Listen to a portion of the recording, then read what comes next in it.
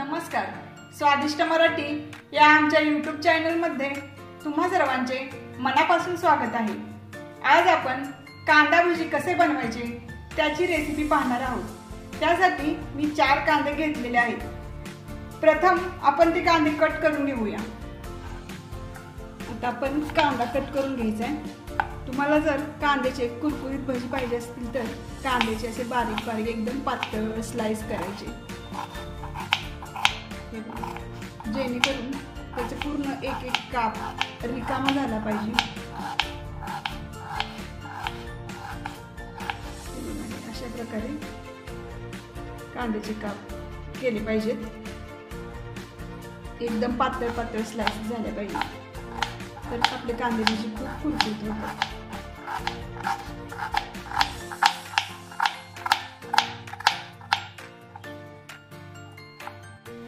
माझा हा कांदा कट करून झालेला आहे. हे बघा, त्याचे स्लाइस हे असे वेगवेगळे झाले पाहिजेत, असं तरच आपली भजी एकदम छान आणि कुरकुरीत होतात. आता याच्यामध्ये आपण मीठ टाकून घ्यायचं आहे, जेणेकरून मीठ टाकल्यामुळे या कांद्याला पाणी सुटलं जातं.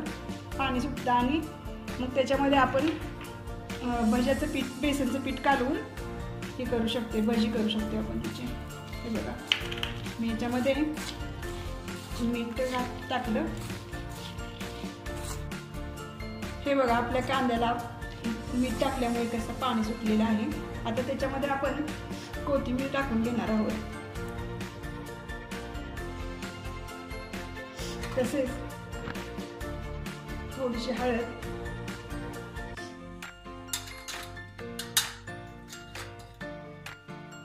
चमचा दीड चमचा धन्याची पूड टाकून घ्यायची आहे. लाल तिखट टाकणार आहे मी.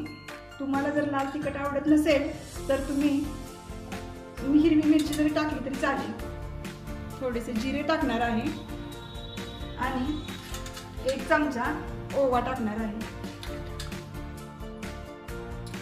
ओवा हा आपल्याला असा हातावर चोळून टाकायचा आहे, कारण असं केल्याने आपल्या भज्याला छान फ्लेवर येतो ओव्याचा. आता हे सर्व मिश्रण आपण कालवून घेऊया. हे बघा, मिठामुळे कांद्याला किती पाणी सुटलेलं आहे. आता याच्यामध्ये आपण थोडं थोडं बेसन पीठ टाकून घेणार आहोत, असं कालवून घेणार आहोत. पिठाच्या अजिबात गुठळ्या झाल्या नाही पाहिजेत. कांद्याला पाणी सुटल्यामुळे आपल्याला ह्या पिठामध्ये जास्त पाण्याचा वापर अगदी म्हणजे करावा लागणार नाही. आणि याला पीठ हे आपण कांदा किती घातलाय त्याच्यानुसार पीठ पण घालायचे आहे. हे बघा, हे पीठ आता आपले भिजवून झालेले आहे. याच्यामध्ये मला जेवढं लागेल तेवढं मी पीठ याच्यामध्ये मिक्स केलेलं आहे. आपण याच्यामध्ये पाण्याचा एकही थेंब घातलेला नाही आणि हे सर्व मिश्रण भिजवून घेतलेले आहे. हे बघा, ही अशी कन्सिस्टन्सी झाली पाहिजे याची, असे भजी सोडता आले पाहिजे. बघा, हा पडला ना तर आपले पीठ व्यवस्थित भिजलेले आहे असं समजायचे. आता आपण भजी करून घेऊया. मी गॅसवर कढई ठेवली होती, त्यामध्ये तेल ओतून गरम करायला तेल ठेवलं आहे. तेल आता आपले गरम झाले आहे. आपण त्याच्यामध्ये आता भजी सोडून घेऊया.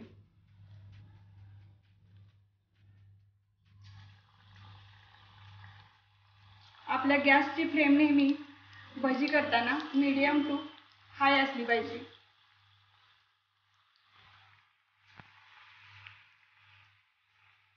हे बघा, आपले तेल आता चांगले तापल्यामुळे आपले भजी पण चांगले तळायला लागले आहे.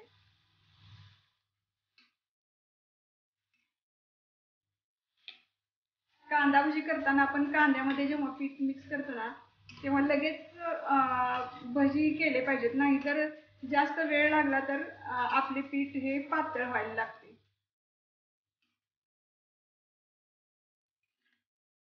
हे बघा, हा पण घाना आपला तळून झालेला आहे. त्याचा छान कलर आलेला आहे बघा.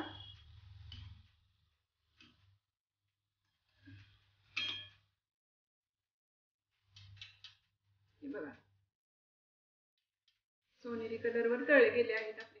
अशा प्रकारे आपण ही सर्व भजी तेलामध्ये तळून घेऊया.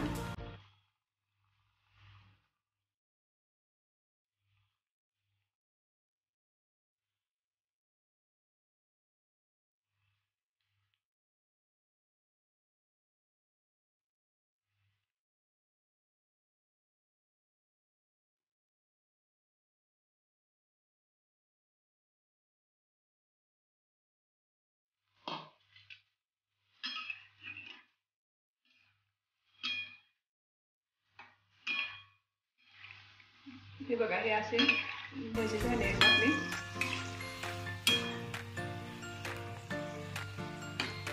छान असा, किती छान असा याला आकार आलेला आहे कांद्यामुळे.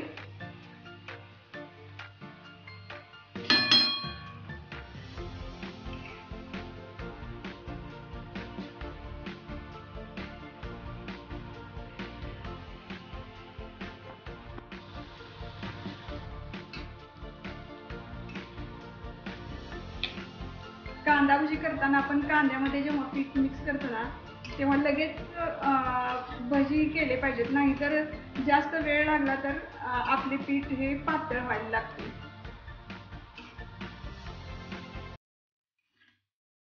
हे बघा, हा पण घाना आपला तळून झालेला आहे. कसा छान कलर आलेला आहे बघा.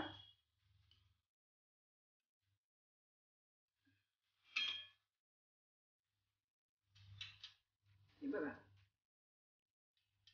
सोनेरी कलरवर तळले गेले. अशा प्रकारे आपले हे कांदा भजी तयार झालेले आहेत. आमचा हा आजचा व्हिडिओ तुम्हाला जर आवडला असेल तर आमच्या व्हिडिओला लाईक करा, शेअर करा व आमच्या चॅनलला सबस्क्राईब करायला विसरू नका. धन्यवाद.